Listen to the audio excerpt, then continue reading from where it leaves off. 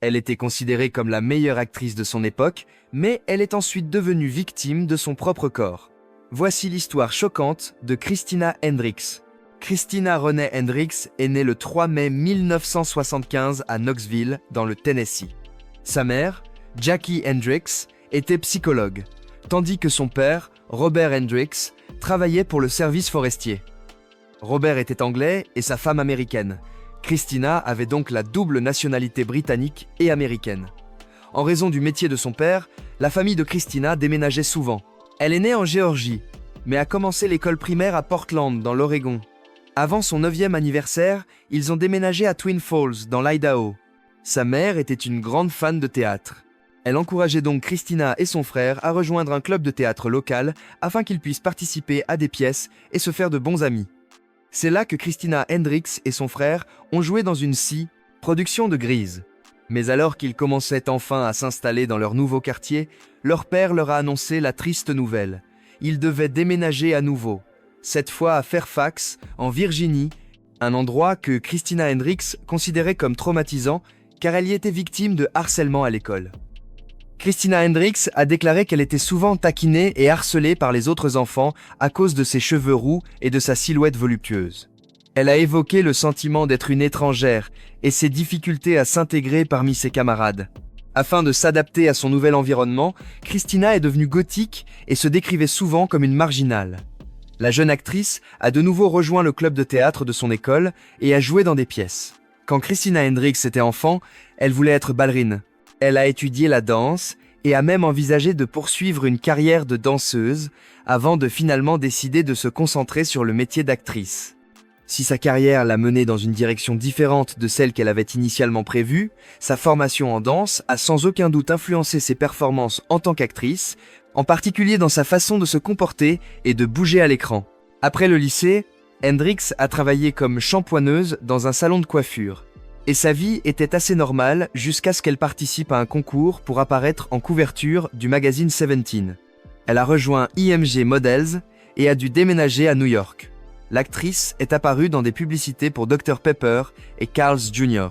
Elle a fait ses débuts à la télévision dans la série anthologique américaine Undressed et a décroché son premier rôle au cinéma en tant que stagiaire dans Beggars and Choosers. Son rôle décisif est arrivé 6 ans après ses débuts à la télévision, dans la série dramatique Mad Men, pour laquelle elle a obtenu 6 nominations aux Primetime Emmy Awards. Christina était souvent complimentée pour sa silhouette voluptueuse, mais elle détestait chaque seconde de cette situation. Son corps, qui était son atout le plus mis en avant, est devenu son plus grand défaut. Selon la British Association of Aesthetic Plastic Surgeons, l'augmentation d'un peu plus de 10% du nombre de femmes souhaitant subir une augmentation mammaire en 2010 était due à l'influence de Christina. Mais il était un peu choquant d'apprendre que l'actrice se sentait victime de son corps. Elle n'apprécie pas les discussions sur sa silhouette, car cela la met mal à l'aise. Chaque fois que quelqu'un parle constamment de votre silhouette, vous devenez nerveuse. Vous devenez vraiment complexée, a-t-elle expliqué dans une interview. Elle continue de critiquer les journalistes qui la qualifient de pulpeuse. Et sur le tournage de Mad Men, elle a souligné que personne n'appréciait tout le travail qu'elle accomplissait. « Je travaillais d'arrache-pied sur la série, et tout le monde ne parlait que de mon corps », a souligné Hendricks avec dégoût. En grandissant, Christina n'avait aucune idée de la valeur commerciale de sa silhouette, et souvent, lorsqu'elle était mannequin, elle se rendait à des auditions et entendait sans cesse des commentaires sur son corps, ce qui la mettait très mal à l'aise. Mais voici ce que la British Equalities Minister, Lynn Featherstone, a déclaré à propos du physique de l'actrice. « Christina Hendricks est fabuleuse. Nous avons besoin de plus de modèles comme elle. » Il y a un tel engouement lorsqu'il y a un modèle aux formes généreuses. Bien que son corps aux formes généreuses lui ait ouvert de nombreuses portes, l'actrice apprécierait que l'attention des médias se concentre plutôt sur son talent. Elle s'est tournée vers le théâtre pour trouver du réconfort face au harcèlement dont elle était victime à l'adolescence. Mais c'est là que l'industrie l'a harcelée et lui a fait honte à cause de son corps. Christina n'a jamais aimé le fait que sa famille doive constamment déménager à cause du travail de son père, mais leur déménagement de Twin Falls à Fairfax en Virginie a été, comme elle l'a décrit, très traumatisant et a changé sa vie à jamais. Au lycée de Fairfax, Hendricks vivait dans la peur des brutes. Elle était constamment prise pour cible à la moindre occasion. L'actrice raconte un épisode où elle allait chercher des livres dans son casier et où elle a trouvé un groupe d'enfants assis dessus qui lui crachaient dessus. Elle a fait retirer la serrure de son casier, mais elle avait toujours peur de l'école. Il y avait toujours un enfant qui se faisait tabasser et des gens qui applaudissaient, raconte l'actrice.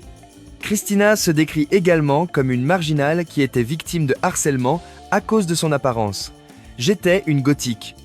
Je me teignais les cheveux de 42 couleurs différentes, je me rasais l'arrière de la tête et je me maquillais en noir. » Sa mère détestait sa nouvelle personnalité, mais Hendrix ne voulait rien savoir.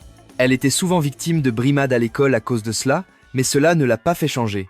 Christina cherchait de la compagnie au sein du club de théâtre de son école. Comme elle le disait, ils étaient bizarres comme elle, et tout le monde pouvait aussi bien les détester, et c'est ce qui a été le fondement de sa carrière d'actrice.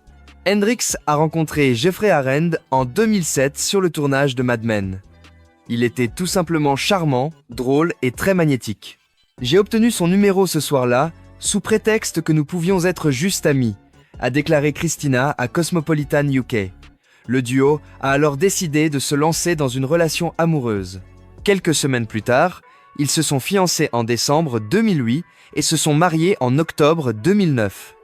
Selon l'actrice, ils avaient décidé de ne pas avoir d'enfants et elle était simplement mal à l'aise que les gens la jugent pour cela. « Nous n'étions pas vraiment intéressés par les enfants », a-t-elle déclaré à Health en 2014. « Nous avons adopté un chiot et c'est ainsi que j'envisage de fonder une famille. » Un chiot est devenu deux et tout le monde pensait qu'ils vivaient heureux, jusqu'à ce que l'actrice surprenne tout le monde en annonçant leur séparation sur Instagram. Elle a évoqué à quel point cette aventure avait été belle et comment elle et son mari, malgré leur séparation, s'étaient engagés à élever leurs 2 chiens. Leur divorce a été prononcé en décembre 2019 en raison de différences irréconciliables. En 2021, Christina a entamé une relation amoureuse très médiatisée avec le directeur de la photographie George Bianchini. Il a travaillé sur la série télévisée de Hendrix, Good Girls, avant qu'elle ne soit annulée après sa 4e saison. Son compte Instagram regorge de photos de son nouvel amoureux. Il l'a récemment accompagné en Écosse pour le tournage de la prochaine série Apple+. Et il y a quelque chose à propos de Christina que la plupart des gens ignorent. Même si c'est un peu difficile à croire, Christina elle-même a du mal à se souvenir de la nuance, elle affirme être née avec une chevelure naturellement blond foncé. À l'âge de 10 ans, elle avait les cheveux roux. Puis elle a essayé différentes couleurs en raison de son obsession adolescente pour l'histoire d'Anne. La maison au pignon vert. J'étais obsédée par Anne. La maison au pignon vert. Il y avait quelque chose en elle qui me touchait, a déclaré l'actrice au Daily Mail. Si sa mère n'appréciait pas son look gothique, elle n'avait aucun problème avec sa couleur de cheveux, et au lycée, elle a commencé à essayer des couleurs plus permanentes. Je suis naturellement blonde foncée. Je ne saurais vous dire quelle nuance, car je ne l'ai pas vue depuis des années, a confié l'actrice. Cependant, elle ne s'attendait pas à être renvoyée de son rôle dans Mad Men. L'actrice a lu le scénario du pilote de Mad Men pour la première fois. Elle voulait jouer le rôle de Joan Holloway. Même son manager était d'accord avec elle, mais son agence ne pensait pas que ce soit la meilleure chose pour sa carrière à ce moment-là. Ils ont fait valoir que cela ne leur rapporterait pas beaucoup d'argent, car il s'agissait d'une série historique. Lorsque l'agence a vu que Christina ne changerait pas d'avis, elle a résilié son contrat. Le jour de l'audition, la jeune actrice avait l'impression que tout était en jeu. Elle a raconté comment elle avait emmené sa mère et sa nouvelle meilleure amie à la projection de la série, car elle craignait de ne pas obtenir le rôle. Comme vous le savez, elle a obtenu le rôle et c'est ainsi qu'a commencé ce qui allait devenir le plus grand succès de sa carrière d'actrice. Christina Hendrix continue sur sa lancée après Mad Men. Mais n'oubliez pas que tout a commencé avec cette gothique qui a rejoint le club de théâtre pour échapper au harcèlement. Christina, aujourd'hui âgée de 47 ans, est toujours aussi belle et charmante que lorsqu'elle a conquis nos cœurs. Elle reçoit tout l'amour et l'attention dont elle a besoin de la part de ses chiots dans leur maison rétro de Los Angeles. Sa fortune est estimée à 14 millions de dollars.